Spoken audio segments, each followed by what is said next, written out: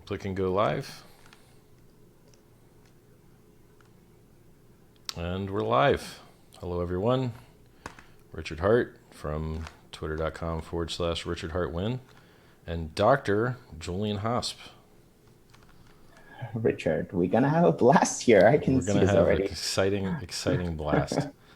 So why is there a doctor in front of your name? Okay, the reason why I have one is because I'm a medical doctor. Okay. Why is there a doctor? Like, why do I put it in front? Actually, two reasons. It ticks some people off, which for some weird reason I don't understand why it ticks them off. And I kind of like that a bit. Yeah, it's some weird. Well, I don't know. Need to create some friction, I always believe. And then the other reason is, I mean, I do have to admit, it builds some credibility, and then afterwards you have to back it up. But it kind of eases the door, out of foot into the door. Yeah, it's a fight. Every once in a while, I take it off because I'm like, okay, maybe it's enough friction right now. But then, yeah. I kind of have something similar in that I put thought leader on mine. People hate it. I'm like, well, you know what? I make new ideas. I popularize them. I do my job. I earn my stripes as a thought leader, and this an underserved market. So it's like. But you do this as well, to really just tick also people off a bit, right? You know that you do this on purpose. Actually, in this case, not. I don't actually need to try to tick anyone off because they just dislike me or like me off the bat anyway, just because of how I am. So I don't have to work for it, you know? Like, I don't need any extra drama. I have enough drama. I have enough haters. I have people that just spend all their time saying bad things about me just as like a religion. Like, if you look in their post history, the only thing they post about is me. You're like, all right, well, this guy doesn't like me. But it's if you're known to the world, you are going to be hated. Period. It doesn't matter who you are and what you do. If you're Elon Musk and you create the quickest, safest car that has ever existed, people hate you. If you also create rockets that land themselves, people hate you. If you created PayPal, which people use and more people like than hate, they still hate you. So if no one likes that guy, well, I don't know why they like me, because I've achieved infinitely less. Man, on my screen, I'm not sure if you can see my screen. On the back of my screen, I have a quote that says, "The only way to avoid criticism is to say nothing, do nothing, be nothing." Pretty Aristotle. much. So, yeah. It's pretty much. And then you're going to even get criticized for that. So it's like, it's better. My latest quote to that vein was, if you choose anonymity and you don't have a face and you don't have a voice, it's very hard to have influence in the world. So if you want influence, you really need to have a face and a voice. You know, there's a reason. Vitalik still goes on stage and writes code and has influence and educates and writes. He just wrote a great article on his blog that talks about the state of blockchains and what we've made progress on and what we haven't in the last 4 Yeah, years. his reflection, I think, on the 2013 blog post he made or something, or 2014, I can't remember when he, yeah. How do you see this with Satoshi, though? Like, so how do you see this with Satoshi, though? I mean, he's well known, but he has, like, only in his spirit influence into the scene. Well, I think he's dead. You know, people that are alive tend to, at some point, spend their money or defend their investment, and he's done neither of those things. And, you know, back when he decided to disappear, there was regulatory uncertainty. You know, he might have got Dr. von Nothauses, the guy that started Liberty Reserve. You know, they locked him up or put him under house arrest and almost locked him up. You know, house arrest could be a form of being locked up, depending on how free you like to be, if you like going outside and such. And anyone that starts, you know, a new currency, kind of, that's their threat model, that's their risk model. You know, they shut down eGold and they shut down Liberty Reserve, and after those guys got shut down, anyone else in the game kind of wanted to play secretive about it. But now we've got regulatory certainty, and we've got governments passing laws in favor of blockchain technology and in favor of Bitcoin. And so that hide in the corner bullshit is now just a joke. It's garbage, right? Like, the only people coming out as Satoshi now are fake Satoshis. And I think it's because the real one is deceased. Who do you think it was? Or do you think it was a group, or what do you think? I think it was a single guy.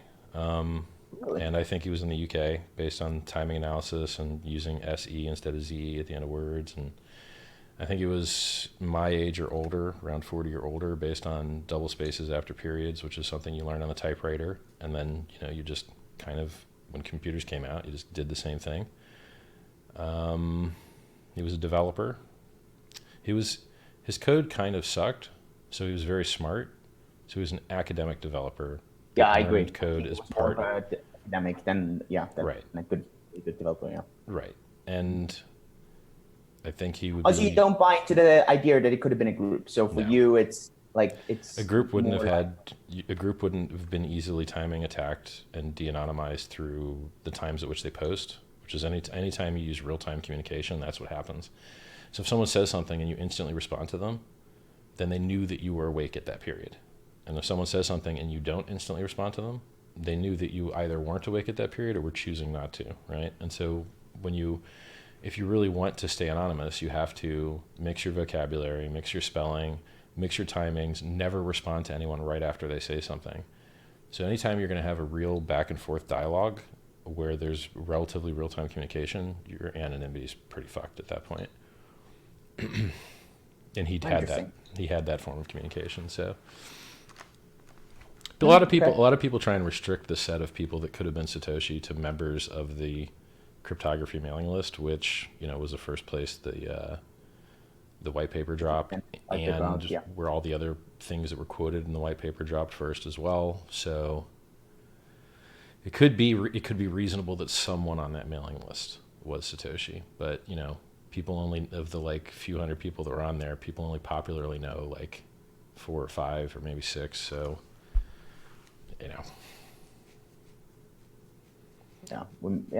That leaves a good 200 that no one has really looked at or knows enough about. So yeah. When did you get in the blockchain space anyways? I don't even know that. Originally, I first saw it when it was on Reddit, when some guy had sold his house for it and it was $1. And then, I went and looked at my logs and saw when the big blocks were that I mined. And, I used to mine full blocks on my own with no pool back when Bitcoin was only 50 cents. So now it sounds amazing that you could get 50 Bitcoin block rewards, just for double clicking an exe. And at the time, I was one of the first GPU miners. So it sounds awesome now because that would be $400,000. Yeah, but guys, back then it was $25. Okay. So, I'm not sure why you're so impressed by this when I say it, but it's the equivalent of saying I had $25. It's hilarious. Yeah. And then I bought in heavy at the $30 top and held that shit. So if you bought in right before me or right after me, you have a multiple for the same amount of input, right? So you were worst timing to get in during that time, but you stuck. Well, some of us assholes had to help make it, right? So it's someone had to help make the top. So that was me back then. I was a wildly successful business person. I retired in 2003. I bought in 2011. So I'd already been retired 8 years at the time. And just because you're smart and you're retired and you've had hundreds of employees, it doesn't mean you understand order books. And order books are actually weird, esoteric things that you will never understand unless you're a trader. Unless you're a trader, you don't understand an order book, usually, right? Now it's second nature to me because I'm a trader, but before then, it was pretty hard to get, Bid-ask spread, liquidity, slippage. You're like, what? When did you get in? Did you get in? Yeah, of course. 2011 was the very first time. I was still a doctor back then, man. Worked in a hospital. All right. Patient told me about it. He made it sound so scammy. I didn't have any background in tech or finance or nothing, so had no association to Bitcoin. 2014, right. I dropped out of working in a hospital in 2012. So I wanted to do something in business for medicine, and I looked into any kind of new tech that was interesting for medicine, be it stem cells, CRISPR. Did a lot of machine learning ideas. And then, in 2014, I found out this new way to store data, especially patient data, called blockchain. I was like, wow, this is going to revolutionize medicine. And how long until you got jaded and discovered the blockchain isn't that good? Man, my very first video that I ever made was 2015, and it was like Bitcoin sucks, blockchain is the Okay. real star. And man, I left it on just like I think it's a good reminder to myself as well to, yeah, how at the beginning you sometimes, yeah, you just don't know a lot of things, and Right. I still don't know a lot of things, but then you Yeah. have a wrong perception. So yeah, it took. I think it really took 1.5 years, Yeah. and it especially for me. I mean, I had no finance background. I had to learn the tech. I had to understand cryptography and all these things, and I especially had to understand the financials Right. that make crypto or Bitcoin so special. And And yeah, my it took until 2016. my I position on this bought in is 2015 though. good. Yeah, What I don't even good remember what the timing price actually. was It back was then. I guess it yeah, it was like was 100 and something. my It was in the first one hundreds. was 800, and then I panicked when it dipped, and I Oh, bought okay. back in 500. Yeah, so it was this. Right. It was the roll down Yeah. from Mount Yeah. It Gox. was right. That sucks. Yeah, It doesn't matter when you got in Bitcoin. It matters whether you held. So like being in I early, agree.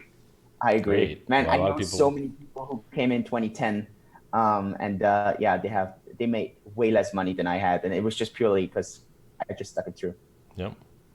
So I have a very simple method by which I tell people whether they should use a blockchain or not. If you need censorship resistance, then a blockchain is great. If you do not need censorship resistance, a blockchain is straight up cancer. It is the slowest, least reliable, crappiest, lowest throughput, actually just loses data straight out. I agree. What do you mean? I thought it was immutable. No, actually, blocks get orphaned all the time. And if you just wrote to the orphan block, you didn't actually write to the blockchain. You wrote to what could have been the blockchain, but the network decided not to. And unless you're constantly checking the network to make sure that data actually got written, your data just disappeared. And then one day there will be a fork. And you better hope that your On the right side of transactions the don't fork. get like it's oh you set a fee to pay to like get in a block. Well, block's full. Your data didn't write. Oh, fee was too low. Data didn't write. Oh, malicious fork. Like no, all horrible. Like all of those things are horrible. You don't want to endure any of that pain unless you really really need censorship resistance. And for instance, in the case of medical data, no one is trying to censor your medical data transmissions. No one. Yeah, So you do it's true. not need and should not use a blockchain. People talk about, oh, we're using blockchain for shipping and like making sure people's stuff is legit. I'm like, nope, no one's trying to censor that. No one's ever tried to censor that. Just use logs and timestamping and multi-sig. We've had all of that in databases for decades. Works great. Amazon does 50% of the entire commerce on the internet in the United States. They don't use blockchain. They'll sell it to you. It's a product they'll sell you, but they don't use it because it's garbage, right? Like, it would make everything worse. But people don't want to hear that. They want to hear the bullshit that they think will make the price go up. And so the Of narratives course. change over time, right? Bitcoin used to be this thing that everyone was going to build on. Guess what, guys? No one's building on it. There's less retailers than there was 2 years ago. There's less on-chain transactions than there was 2 years ago. There's, the two entities that tried to build on it, which were Omni and Counterparty. Their tokens have gone to doing literally about $100 a day of volume. $100 a day of Yeah, Tether volume. switched away. I mean, Tether went to ERC20 now. Yeah, because it's better. It's better. It's more secure. It's faster. It interacts with the rest of distributed finance. Like, it's a no-brainer. So that narrative just died, right? So Bitcoin was going to be like this network that everybody built on, and then anybody that tried to build on it got murdered, right? So then like, oh, I guess that narrative went away. So what are we now? Peer-to-peer digital cash? No. There's less than 2.8 million wallets with $1,000 on them. 42% of the currency is owned by addresses holding over 1,000 coins. Not a What's your currency of the story? people. What's your story in Bitcoin? Is your story in Bitcoin? Do you believe in the digital gold story? What's the story that you believe in? Because that's the I've story I I've still buy. got a giant bag of this shit, and I still think the price will go up when China decides to stop being mean. We just have to wait a little while, right? But it's right now only used as a speculative instrument and as a store of value, and it's only useful as a store of value if you have a time horizon over 3 years. Agree. Because you could have bought the 20K top. Statistics say 3 years, 8 months, right? So yeah. I thought it was always under 3 years, but I'd have to check the chart if there's any No, type of question the about it. statistics are if you have been holding Bitcoin for at least 3 years and 8 months, you cannot be minus. Right. But this is also assuming that the game never changes. And I Exactly. can No, of tell you the course. game That's changes. statistics. Yeah. Like, Of course. No, that's stats. Yeah. So, yeah, right. yeah. So, I am a realist. I will tell you how it is. I will tell you what Bitcoin is good at and what it's bad at. I'll tell you what Ethereum is good at and what it's bad at. And every other bag holding piece of shit out there will lie to you and mislead you in the hopes that it pumps his bag. I see this all the Okay, time. let's discuss some. I mean, I think we agree on those things. I think most altcoins are shit. I think there's very few coins right now that have a use case. I'm not as sold on the Ethereum use case. Maybe explain to me the use case. You just see that's going to be the killer use case for Ethereum. Now, I hold Ether way not as much as Bitcoin, but I'm still struggling a bit with the use case. So sell me on that use case. Easy, super easy. So give it to me. First, you have to isolate price from utility. They're not related.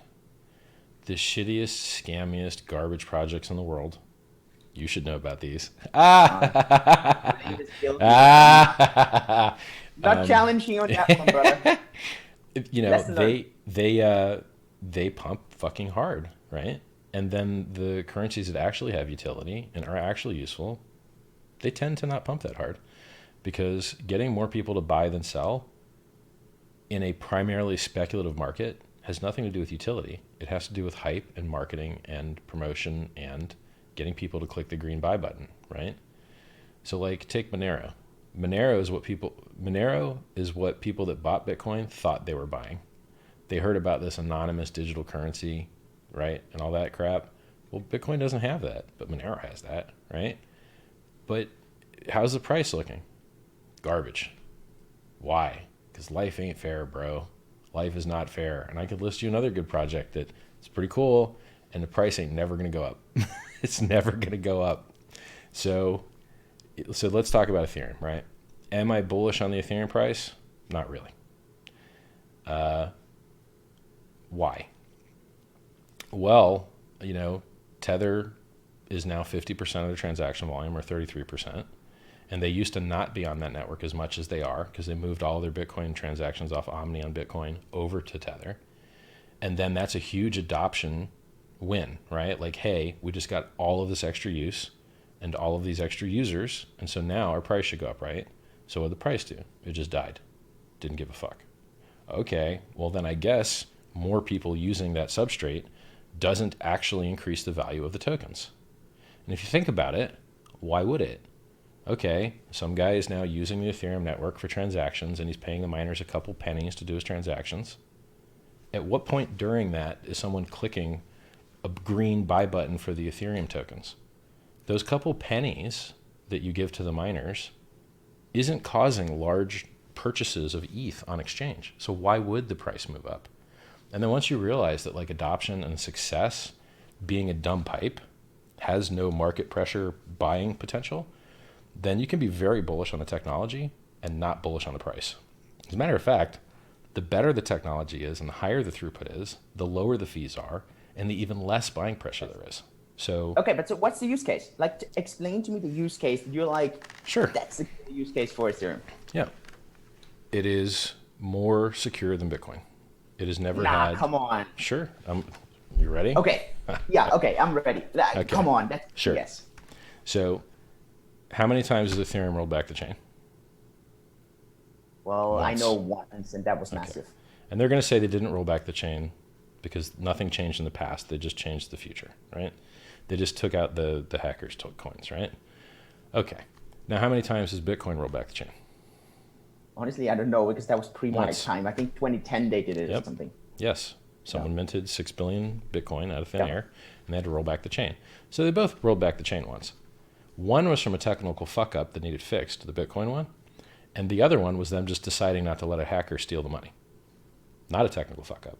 People that used the network technically fucked up, but the network itself worked fine. The people that built the DAO contract on top of Ethereum fucked up badly with a reentrancy attack. But the blockchain itself worked fine. Okay, so what about now? Well, a year ago, Bitcoin had another inflation bug where anyone that knew about it could have minted as many free coins as they wanted in excess of the 21 million limit. How did they get that bug? By improving the networking stack to reduce latency. And because it's spaghetti code and it's not modular, improving this thing caused the inflation bug because it touched the consensus. Well, in our system, like I have a token called Hex, and Hex runs on Ethereum, and our consensus code, you know, what's the supply, how much do we inflate, who gets the inflation, all that stuff, it's locked in a smart contract that no one can edit. So you can't accidentally spaghetti code screw up the consensus. It's far, far harder to do, right? You know, I have the complete opposite view on this because to me, Solidity as a smart contract language, like being able to do everything also means everything could happen. I mean, look at the parity problem. You cannot guarantee that your code is 100% sure. You can't guarantee that your code is secure. It's not possible. I understand that, but you're dealing with the lesser of two evils. I have a network that has already launched 5 more than $1 billion projects. They're literally half of the top 10 cryptocurrencies. Half of the top 10 cryptocurrencies launched on or primarily use the ERC20 format or Ethereum. Yeah, but you cannot compare quantity over quality. I mean, yes, you can. You ever see this video where you had these 40 little football kids playing around, then you had these 3 pros who outplay those 40 little kids? That is a bad analogy. No, come on, you're talking about all these. No, you're appealing to attack surface, but you're pointing an attack surface that's not shared with what I'm talking about. Like you're pointing to a large attack surface that isn't what I'm using it for. So what your position is it Turing complexity gives developers an infinite number of ways to fuck up and hang themselves. Correct. And I agree with that. Yes, I agree with that. It also lets them do interesting things that computers are interesting for. I agree as well. The question is there a use case for this? Yes. Do I need to have this? Because if I don't need the complexity, then I can sell this in so many ways. So I'll just give you. I can tell you're getting impatient. So I'll give you the table of contents, and then you can choose your path. Okay. Ethereum is more secure. It has a more diverse mining ecosystem, which is ASIC resistant, which means. Okay, I don't think it's more secure. I agree with the mining, but how can it be more secure? I need less money to attack Ethereum. I need way less hashing power. That is not true. Of course. If I 10x the mining power of the Bitcoin network personally, would I improve the network by doing that? If I 10x, what do you mean? If I personally turned on hash rate that 10x the hash rate of Bitcoin's mining ecosystem, would I have improved the security of Bitcoin? So now there's X number of terahash, and then I just turn on 10 times more of that personally myself. Yeah, but I mean, come on, you're running a 51% attack. You actually would weaken the but it would be worse, right? So appealing to hash rate is actually stupid because we just showed an example. No, but it's about distribution of the hash rate. Exactly, and who has a better distribution? I don't know the exact numbers for Ethereum, but you can't do worse than Bitcoin's. You can't possibly do worse. When's the last time you met a miner? When's the last time one talked to you? They all live in China, dude. You have 4 or 5 potential colluders who do you think run a 51% attack? No, they're not going to run a 51% attack, but that's the only thing they're useful for preventing. They don't provide any other security. I'm a malicious player. You're not going to attack it through hash, ever. It's stupid. You'll just make a law. Because you'll just make a law and shut the nodes off. You literally just pass a law and you say you're not allowed to run a Bitcoin node. And then if they see anything running on port 8333, they shut it down. And if they start rotating ports, they do timing attacks. And they send a transaction themselves. And they go, oh, well, what responded? Oh, this node over there. Until that happens, there's so much uncertainty in the network. There's so much FUD. Hold on. Let's back up. The entire thing is gonna Let's back dip. up. Bitcoin just had another mint as many free coins as you want bug 1 year ago discovered by a Bitcoin Cash developer. Sure. Bitcoin has no audits and no bug bounty program. Ethereum has a bug bounty program.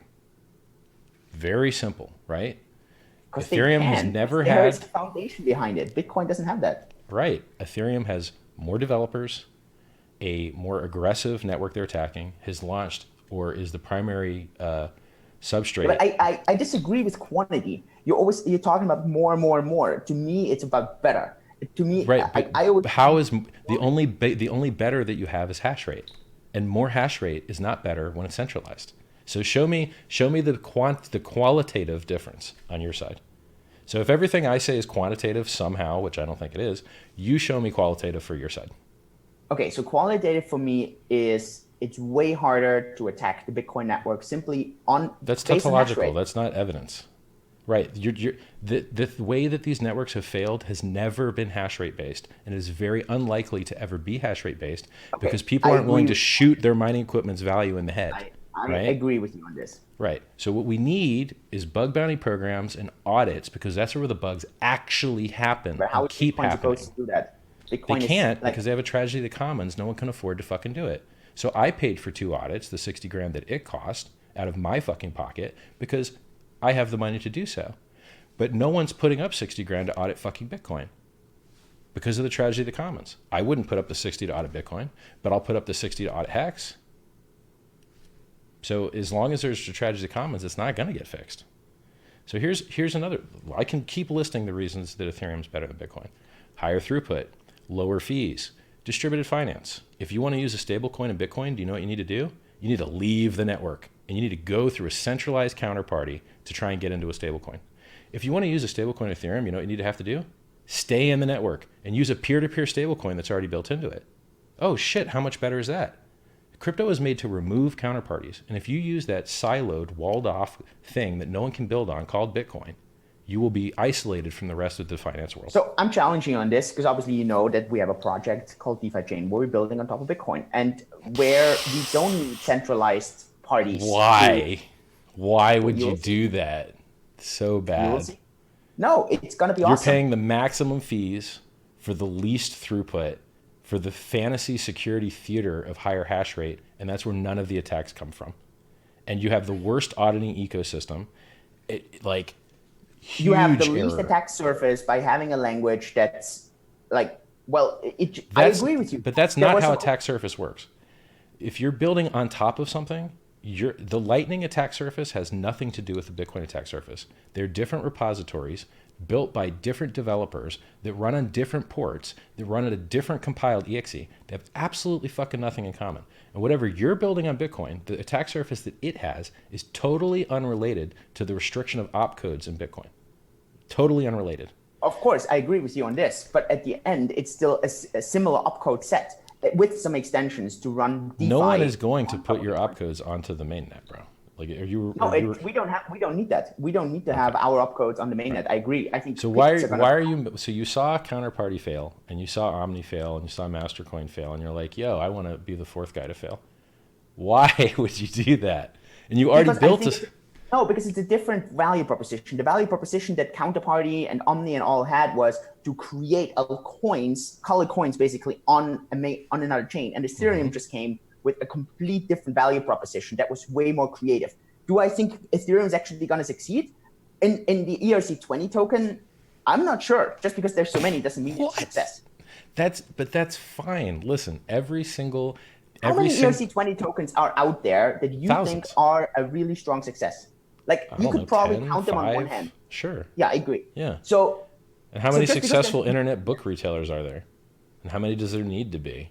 Right? And how many successful car manufacturers are there? Exactly. So why do I need to have this in the first place? But so the main use case for us, at least what we believe in, is decentralized finance. And I think it works well. Ethereum creates this. And I think there's a fair reason for it to exist. Let's back up. Let's make store of value is Bitcoin. So building it around there, in my opinion, magnifies everything. Okay. Let's back up and make sure that we found resolution to these things. My position is that Ethereum is a superior network to Bitcoin, even though I don't own any of it. Okay, I only own about $100 of Ethereum, right? I may own a lot soon. We'll see, okay? Ethereum has never had an inflation bug. Bitcoin has had 2. That's the most critical, shittiest bug you could possibly have, next to being able to just rewrite history, okay?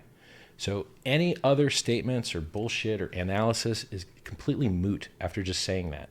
Bitcoin has failed critically. How many funds in Ethereum have been locked up and lost because of its inability to provide secure code? That is that you are presupposing that this is like how many guns cause their owners to shoot people is a question you just asked, right? If you're given a Turing complete system, which gives you ultimate flexibility, it is your responsibility not to shoot yourself in the head. The code is not the one killing you. The Ethereum network didn't lose anyone's money except the hackers, and he got to keep it on the ETH Classic fork, right? The Ethereum network was used poorly by people that built on top of it. So you want to talk about the parity multisig hack? They didn't declare the contract constructor as private. And so someone else came along and acted as a constructor and just told it to fucking delete itself. So he literally just didn't write the word private. So not writing the word private when you built your smart contract does not attack the Ethereum network. The Ethereum network did not cause that motherfucker to not write the word private, okay? He just wrote shit code and it wasn't audited properly and therefore it got fucked, right? So if you believe in attack surface and you believe in probabilities, you want the least attack surface and the most eyeballs on it and the most money in it so that you know that anyone that could have a reason to attack it had a reason to attack it because it was so valuable. And that's what the ERC20 ecosystem gives you that nothing else gives you. No other complex thing that can do actual processing on a blockchain has had as much money go through it or as much auditing dollars go through it. TRX, EOS, USDT, Ethereum itself, and BNB all launched on or primarily use ERC20, and they're 5 of the top 10 value cryptocurrencies. And none of them had any fucking problems at all. None of them had any problems at all. It all went fine. For me to go beta test some other network and hope that they had an auditing ecosystem and hope that their networks weren't buggy and like discover all of the new fuck ups that they made that they didn't realize they made. Like there's a reason they say don't roll your own crypto because you will fuck it up, right? And I am going to use the most tried and true, most secure thing that you've processed the most amount of money, and you just can't beat it. You cannot beat it. Everybody that built on Bitcoin died. Way more money than Ethereum does. On the daily volume, Bitcoin is by. But I'm not building Bitcoin. I'm building something that can do more than Bitcoin. I need actual Turing complexity to perform the game theory computations. Why for do my you need project. Turing complexity? Like literally, why? There's big. No, seriously, Bitcoin- because most things, you said it before, censorship resistance is the only reason why you need a blockchain. That's what you said. So now Yes. suddenly, why does Turing complexity come in there? Because Turing complexity sounds like a really hard word, but it really just means you can fucking add and subtract and divide and store data as you need. That's all it actually means. All software does is math and storage, and that's fucking it. That's all it does. So I need to store data and do math differently than what the people that created the network had intended, right?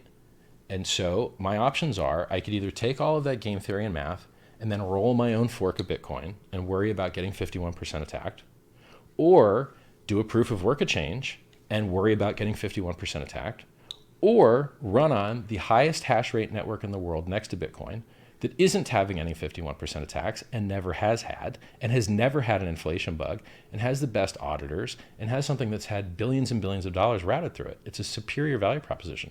You're choosing to build on something where everything else that built on it fucking died, and whatever you do, by the way, you may not realize this, but part of the reason those things died is because Bitcoin doesn't want you spamming up its blockchain and taking value off to the side while you're filling up blocks. So if you have a successful project on Bitcoin and you derive an economic value of its own and its own token, right, which is I'm sure is going to be your economics model, right? You're going to have a token, it's going to go up in price is my guess. That value that goes into that token isn't going into the Bitcoin network, but you're spamming up their blockchain. So you know what they're likely to do? Shrink the opcodes. You sync every 10 blocks with one transaction. You send in the Merkle route. Come on. I'm just telling you what they've done in the past to Counterparty. You used to be able to write 60 bytes to an opcode storage thing, and then they were like, fuck it, now you can write 30. They literally spammed every block.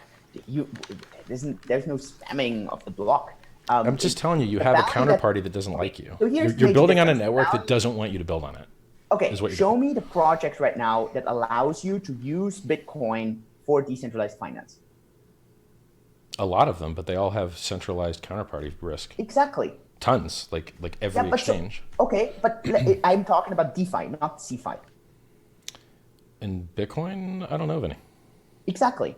That's the thing. And the reason is because they all work on Ethereum and they all need to have some kind of lockups. Because Ethereum's better. It just is. But sure, okay, so it's fine. You like Bitcoin, you want to build on it. Okay, we'll just, it's fine. You like I'm Bitcoin, not a you want to Bitcoin build on it. maximalist. So you're going to be the first guy to build on Bitcoin successfully. It's going to be you. Because no one else was successful. You heard it on your channel first. Okay. All right. Good luck. Good luck, man. I hope those core devs like you because they don't like themselves. They don't let each other. It's very hard to get a Bitcoin improvement proposal actually approved because it's very hard to get consensus, right? Because Luke Jr.'s in there telling you that we need smaller blocks. He wants a 250 byte block, right? So like there's core devs that don't like what the other core devs want. So if you think they're going to like whatever you're doing, oh shit. Of course Boy, I mean, you better be ready for an adversarial network. Of course, they're gonna. Of course, I mean, but you have this in every network. I mean, you have No, so you many don't. networks. You don't have that in Ethereum. You do not have that in Ethereum. I went into the Ethereum subreddit. I went into because the. you believe in a network, but because of the aforementioned reasons, you don't believe in a price. I missed your question. I'm going to ask you what it was right after I say this one thing.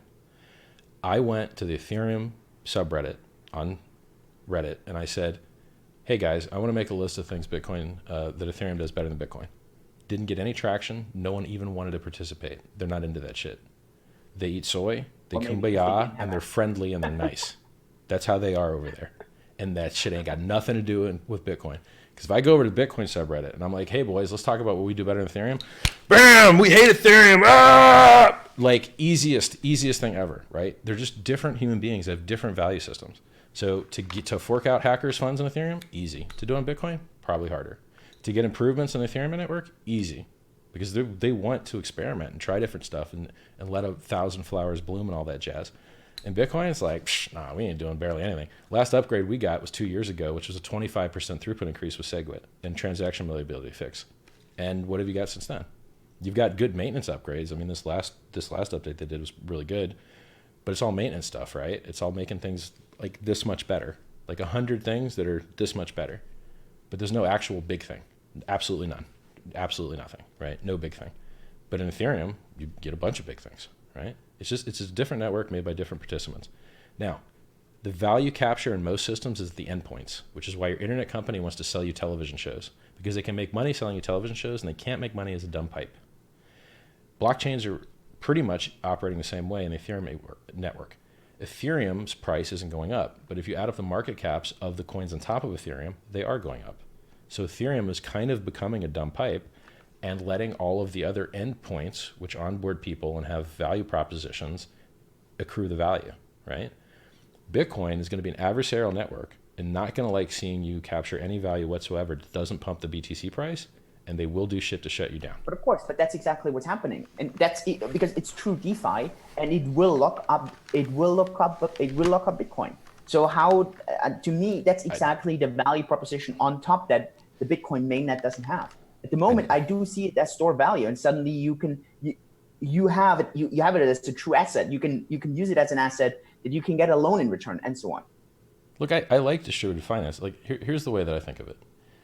If you want to use a stable coin, I don't like stable coins. I've never owned one, right?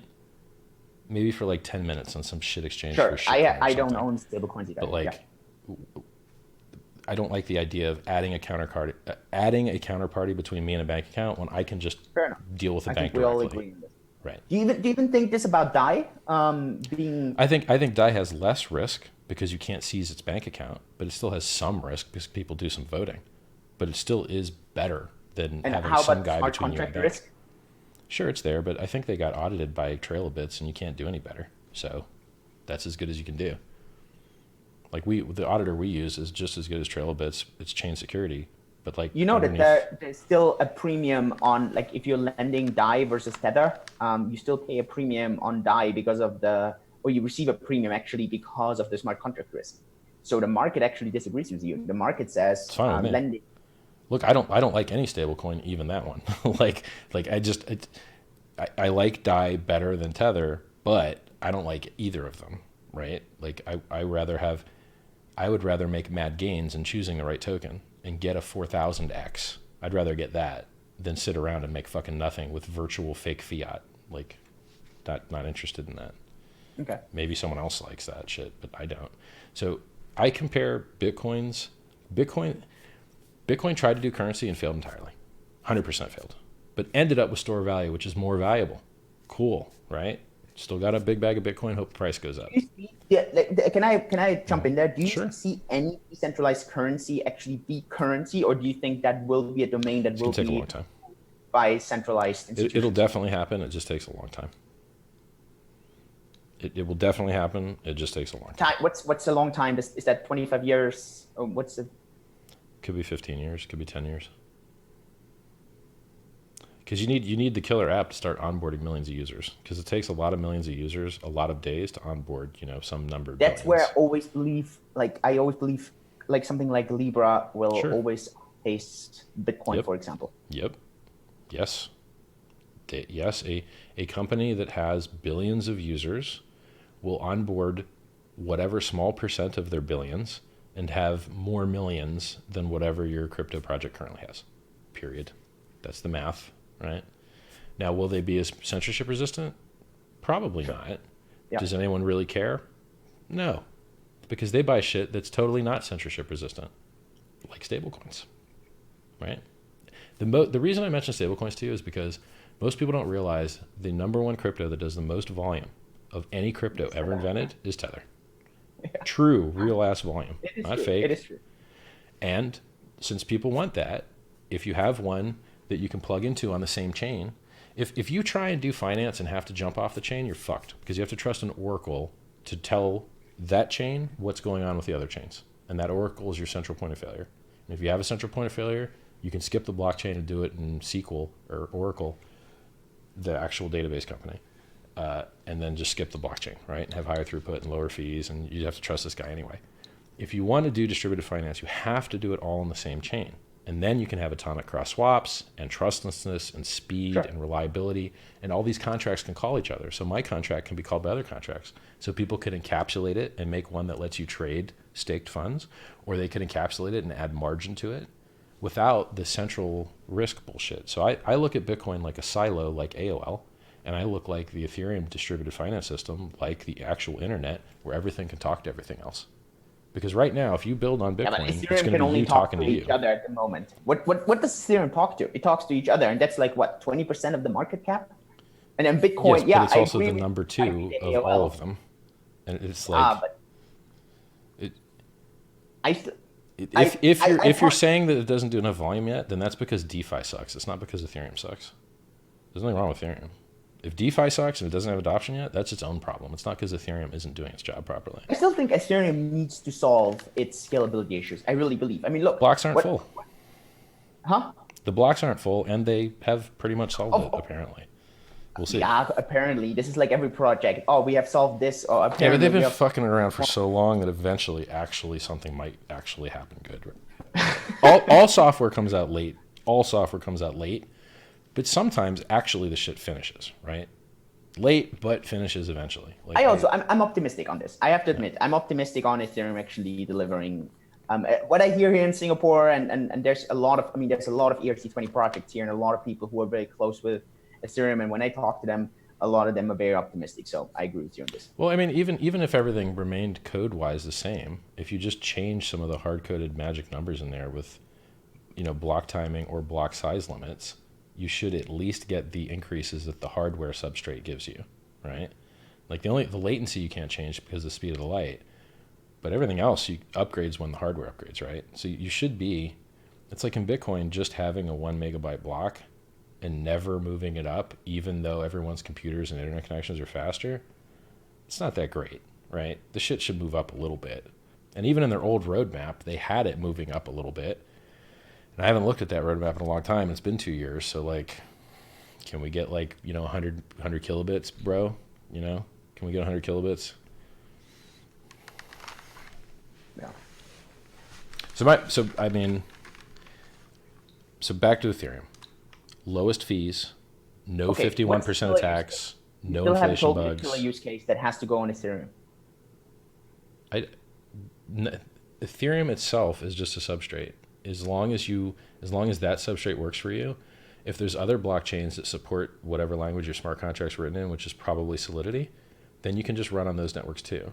So, you could run on TRX, or you could run on EOS, or you could run. Use case? That's the problem. You're making a false assumption that the qualities of the Ethereum network are somehow any use case whatsoever. You're misunderstanding how it works. No. The assumption or the question that I ask is, any business that has a viable business model has to solve some pain point, some problem, and it has to do it a little bit better than existing solutions. A lot of people say 10x better, but Sure, and you should know that word better than most. Yeah, but I think I don't think it has to do it that much better. No, it I doesn't think have to many do that much better. enough to have a little bit better, right? So who are Ethereum's customers? Ethereum's customers are other projects. Who are the end users dealing with? Other projects. When Ethereum was its own pump thing and was doing its own pump thing, it was the project, and then it was selling you it's going to be a world computer. And it didn't do that, right? So Ethereum's value proposition on its own has pretty much failed. And as I've shown you, when they moved the USDT transactions onto Ethereum, it didn't do good for the price. It just made everyone's transactions more expensive, right? So I don't think that Ethereum has a compelling price case for bringing on more users. I don't think it does.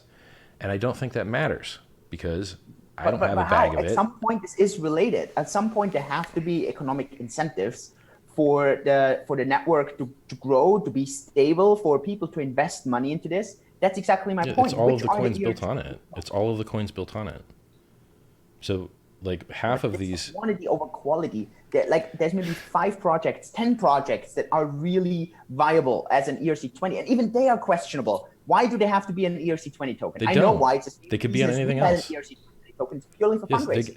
Look, they could be on anything else. Yes. I'm not bullish on the ETH price. Like I get it. I'm bullish on the ETH technology. Listen, I'm getting cheaper, more secure transactions for my project and able to plug into all of the rest of DeFi and not going to get cut off in an adversarial network relationship because I chose that ecosystem. And every other coin that offers something similar has less hash rate, less developers, less aggressive roadmap, less testing done, everything's worse. So if you don't like ETH, you sound like the engineers when I talk to them were like all about Linux because it's such great tech. But then at the end, they have to find fixes and connections for everything, and it's not user friendly, and no one actually. So whether you use Linux or Windows has entirely to do with what you want to do. If you don't like rebooting your computer, Linux is the best.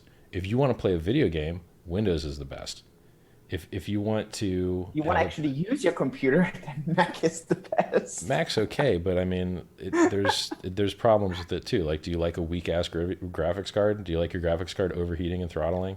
Do you like paying twice the price for the stuff that you could try and upgrade your computer with? Do you like a keyboard that works? Of course, I agree. Like you pay for that, but yeah. So everything has pros and cons, and everything has design trade-offs. And I understand what sucks about Ethereum, and I understand what sucks about Bitcoin. Technology is so great, and the tech is so awesome.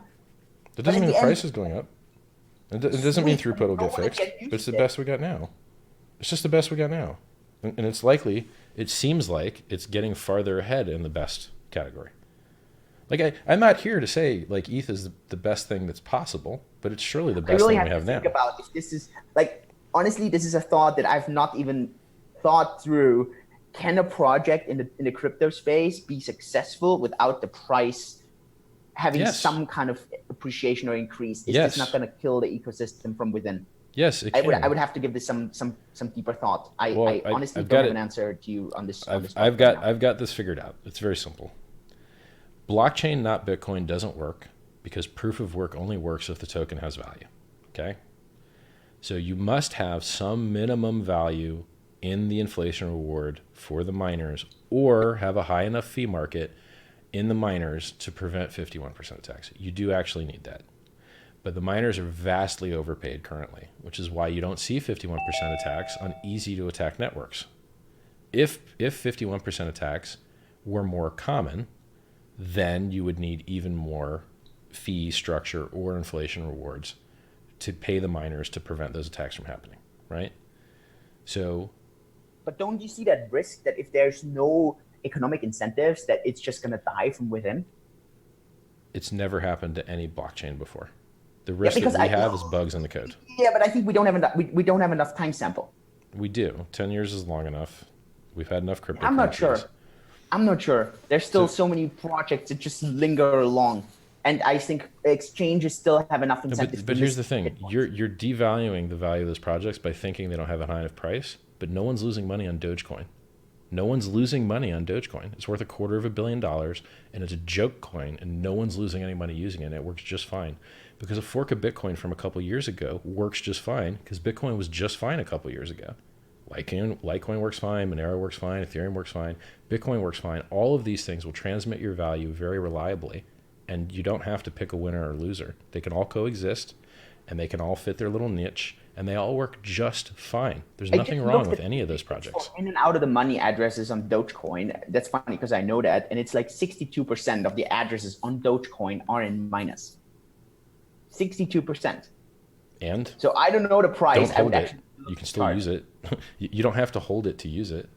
Like you can't, I already said this at the beginning of our conversation. The utility of the technology has nothing to do with the price. Nothing. Yeah, but literally. That's the question where I'm going to be, I need to think this through.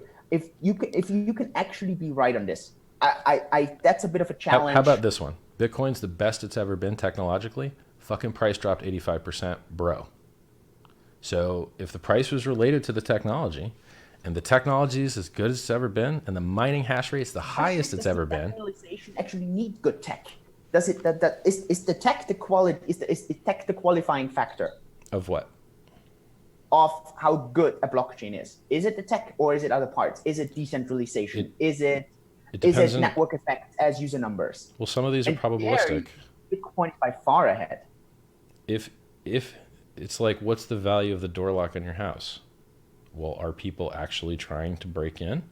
If people are actually trying to break in, it's a great value. But if you live in the middle of nowhere and no one even knows where you live, that door lock ain't worth shit. And it's sitting right next to a window. So if someone in the house in the middle of nowhere, if someone wants to break in, you think they're not going to just pop the window, right? So the value of a door lock is based on your threat vector, your attack model. It has nothing to do with technology. It has to do with something outside the technology, the attacks. So do you think that ERC20 that there's going to be an ERC20 project that's actually going to overtake Ethereum in market? I do. Oh, really? Okay. Yeah, I think mine will. Yep. Okay. Because the only thing that matters is more. You don't have to be. I mean, I don't think Vitalik's the most self-confident guy, but he did pretty good. Like I believe that what drives the price of a cryptocurrency up is more people pressing buy than pressing sell. And I think the technology that's in the network is only extremely lightly tangentially related to people pressing the green button or the red button. So if you look at who's onboarding millions of users in the world right now, it's scams. Scams are onboarding millions of users. They have MLM schemes behind them. Exactly. And they make big promises, and they get people's money in, and they do a very good job of it, and they have marketing budgets.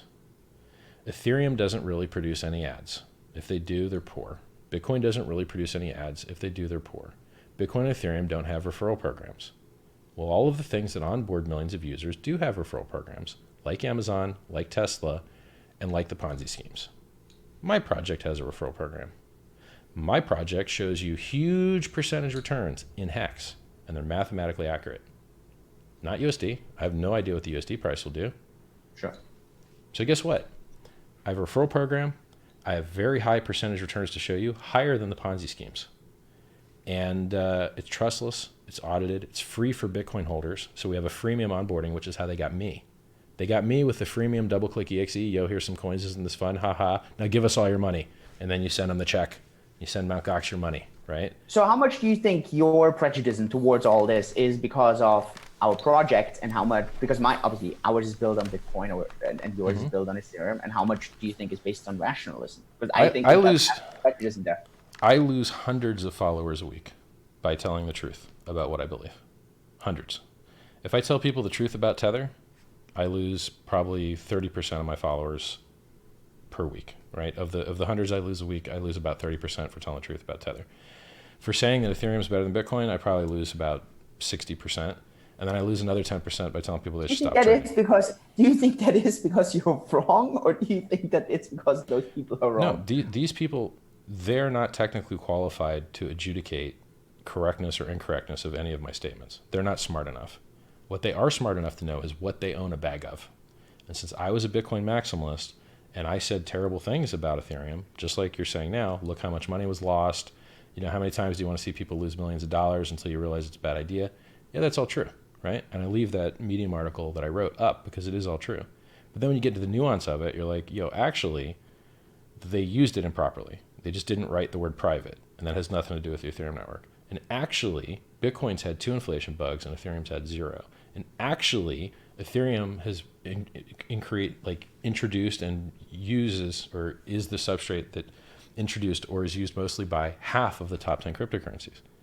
You're like, oh shit. And actually, if you want to use a stable coin and keep it on chain and have real distributed finance, you can plug in with Legos of finance all these different things in that ecosystem. And with Bitcoin, the only other thing in the world that has higher hash rate, you can't do anything, right? I feel you're focused so much on quantity. Like for you, it's always, there's so many projects. I think you're and I care a lot about quality. And to me, quality is, and I mean, at the moment, I'm going to stick with this. I need to think just through. You've got hash rate, and so it's funny that. I'm also looking, where do people put their money into? And I still believe that a project that's dying in price is going to struggle, even though it might have the best tech. It just means that no one cares about it. It means that the tech is it's better for me if Ethereum has a lower price. My transactions are cheaper. Until it reaches a critical through point at which people start 51% attack it, I prefer the price to be as cheap as possible. And I prefer other projects on it kind of die so that I have even more space open for my project. That's all better for me. The miners in theory can just ask for more gas, so it doesn't matter. Well, yeah, but they can do that in any blockchain, right? It's like free to mine, free market ecosystem. So I think it's funny that every time I talk about something that's quality, you call it quantity. And then every time you talk about something that's quantity, you call it quality.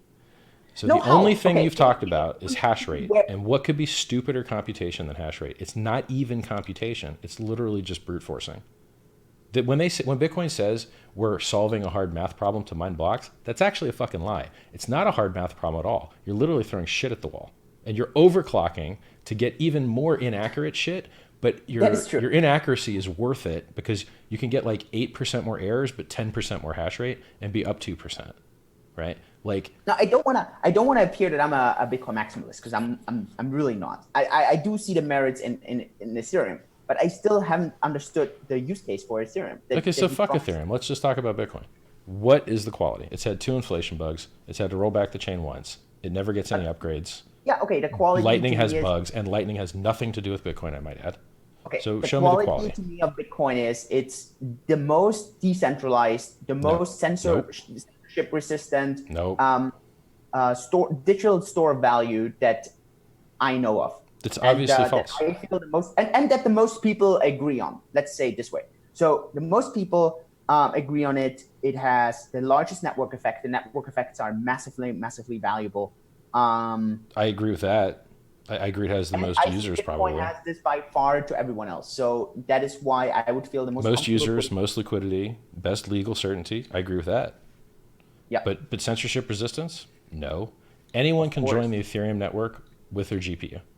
You can't join the Bitcoin mining network. Do you mine Bitcoin? Do you know anyone that mines Bitcoin? Right. I prefer. That's why it's not secure.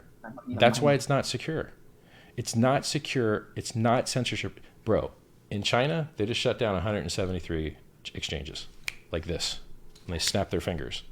If China snapped their fingers on SHA-256, do you want to know what would happen? If they nationalize the Bitcoin miners, do you want to know what will happen?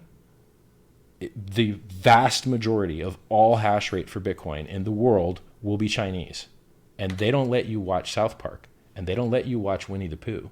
And they don't let you use Twitter. And they don't let you use YouTube. And that's the reason no miners have ever spoken to you. Because they can't speak to you. Because the government won't even let them see your fucking posts. Right? That's the actual state of the Bitcoin security model. Right? And even I think that's a bit over. I think that's a bit overstated. I think there's enough miners outside of China. Dude, no, there's not, because enough isn't enough. What is enough? Less than the majority is not enough. A minority is not enough. Okay, so let's say the Chinese. Let's play devil's advocate. Let's say the Chinese start attacking the network, and let's say they are evil. So what? Okay. So then you fork. Seriously. So then you fork. So then you fork. And you try and get value sucked into your thing, and then you discover that they not only control the hash, but they actually control all the new money coming in too. So it's not, they don't just control the hash rate. They also have the biggest exchanges. They also have the most users. Their president, when he says something nice about blockchain, moves the fucking price up 43% a day. When the president of the United States something bad about fucking Bitcoin, price goes up 10%. When he says something bad, right? All my research, all the sources, there's still more value in Bitcoin stored outside of Chinese hands than in Chinese hands. But that's not the question you're asking. The question you're asking is about mining security model. First of all, but that's just one of the things. So that's just one of those things. The rest is but there's maybe only three or four things. So it's not like there's 10 of them. So you want to tell me that if let's say there's $1 million on the table and you have to put it into one coin. Right. That's it. You can just choose one chain. That's it. And which chain is this? Well, chain or coin? Yeah, one coin. Like this is the one that you can only invest this into one coin. The coin I invented, Hex. But since it doesn't exist for another 7 days, I would say Ethereum, even though I don't own it yet. And I'll tell you why. Then either, absolutely, yeah, but come on. even just for price now. Every motherfucker that shilled altcoins and made money on altcoins, including you, is a Bitcoin maximalist now. Which means all you guys hold your bags. I didn't make money on my altcoin. I wish I did. Seriously. The reason I'm an altcoin, and I'm not a Bitcoin maximalist, but the reason I understand where all this is coming from is because you do understand what doesn't work and what works. And you will see these all work. Bitcoin works great. Ethereum works great. We're just talking about fantasy attack scenarios, which are probably never even going to happen. Why I think you're bullshitting and saying that you would put all your money into your coin. That's something I never said, and that's something I never did. And the reason is because your coin right now is not decentralized. It relies heavily on you and on the team and so on. In Bitcoin, even in Ethereum, it doesn't rely on one person. It relies on groups. So if you put your money into one coin, you probably wouldn't want to bet on one person or on a small group. In crypto, all of these coins are highly correlated. So even if you think you're not putting all your money in one coin, they all fucking go up and down together. So really, you are kind of putting all of your money in one coin. It's not that Bitcoin cares about Ethereum. It's about everyone looking at Bitcoin. Bro, in 2017, the only reason we had that pump is because Ethereum's little network of interesting ERC20 tokens onboarded millions and millions of users that hadn't already fallen for the narrative of digital gold. So they fell for the narrative of world computer. That's not true. I spoke about the narrative of digital gold since 2016. I'm agreeing with you. That's what I'm saying is they already got your money, and so you didn't have any extra money to give because you're already all in. Once you already are all in Bitcoin, you're actually useless to Bitcoin because you don't have any more economic mass to put in that shit. You got to go work a day job and save up again so you can actually add more value. The reason that we pumped in 2017 is because there was a new ecosystem of narrative that was untapped, which was the Silicon Valley, Kumbaya, soy, venture capital guys that weren't falling for the libertarian guns and, don't tread on me flags. It was a different economic sales pitch which appealed to a virgin bunch of people that hadn't had the chance to get wrecked yet. And so they all got onboarded and they all got to buy the top and then they all got to get wrecked, right? So just like I got in at 30 and got to watch that shit go down to a penny, the people that got in at 1200, you got in at 8, they got to watch it go down to 266. And now the people that got in at 20K got to watch it go down to 3K. And then the next guys will get in at 50 or 60K and they'll get to watch it go down to 20K, right? This is how these cycles work. But we need a new pool of money that hasn't been wrecked and emptied yet. And we need to get to them before the fucking Ponzi schemers empty them all out. So right now, those Plus token, BitConnect, Cloud token, OneCoin, Fairwin, OneCoin, they're emptying people out and taking all their life savings. And once all their money's gone, you know what they can't do? They can't buy an honest project anymore because they're fucking broke, right? So if you want to save these people from getting destroyed, you got 3 options. You can either complain to the regulators and they're understaffed and there's no possible way they can keep up and they can only attack after the money's all gone and they don't get any of it back. That shit doesn't work, right? What else can you do? Beg and cry and plead that they don't fall for the scams. That shit doesn't work either, or all the begging, crying, and pleading I was doing in 2017 would have had an effect. Didn't have any fucking effect. As a matter of fact, if I say bad things about a project, I've said bad things about fake Satoshi since the minute I heard about that motherfucker. And guess what? He's the figurehead of a top 10 cryptocurrency now. It shit doesn't work, right? Motherfuckers don't listen. So telling them not to get scammed doesn't work. The law enforcement doesn't work. So what's the third thing left? Get to those people with advertisements to get their money out of their hands before the scammers do, and do it with an honest project. That's the only way to save these people. Or outlaw all any digital commerce kind of thing, I guess. But then the Ponzi schemers are just going to find some other way to get them, right? They get them with Amway, they get them with, Herbalife or whatever. If you don't get these people's money with an honest project, they're going to lose it to something shitty. It's just how it works. True. I agree. So I adapted in my project every single pumpamental that I could think of. And the only one that's missing is fake partnerships. And I don't think fake partnerships are that hard to do. But if those kind of things were going to happen, I couldn't tell you about them because of the Howey test. People say, oh, we're partnering with McDonald's. Yeah, you're shopping at McDonald's for lunch is what you're doing, right? You got some weird country's weird little licensee. Like the OneCoin girl got put on the cover of Forbes. Why? Because you could just buy it in Bulgaria. Of course. So she's on the cover of Forbes in Bulgaria, right? So, like, I'm trying to make the world a better place by inventing something that has never existed before. If you believe that peer-to-peer trustless finance should replace all of the crappy middlemen, gotcha capitalism, bankster crap that we have now, then the second most valuable product of the bank is time deposit. And no one's building it. No one has ever built it. And I built it. And someone had to build it. And Bitcoin can't do it. It's already got time locking, but it can't pay you interest for doing it. Otherwise, you could use Bitcoin. We believe that DeFi is huge, and we just want to build it on top of Bitcoin. I don't think our opinions It's so fine. far apart. Listen, I look. You might be able to make it work. infrastructure. Don't misunderstand me. You 100% might be able to make that work. If you assume the network's adversarial, and if you don't require that many transactions to operate, and if you're okay with the network being full sometimes, and if you're okay with paying $70 for a transaction fee, if you're okay with that shit, you can probably make something tier 2 work on Bitcoin. Yes, it's doable, right? Yeah. But none of those things has anything to do with the value proposition to your customer, right? We're just talking about like what kind of oven my cook uses. The fucking customer doesn't care when he buys a steak what kind of oven the cook uses, right? We're talking about shit that you and I care about as like software design guys. That's what I'm saying. The end user doesn't give a fuck. The same thing. We just use a different cook, obviously. Oddly enough, look, a lot of people say you're a scammer. A lot of people say I'm a scammer, but you actually made money. People say I'm a scammer. I didn't make any fucking money.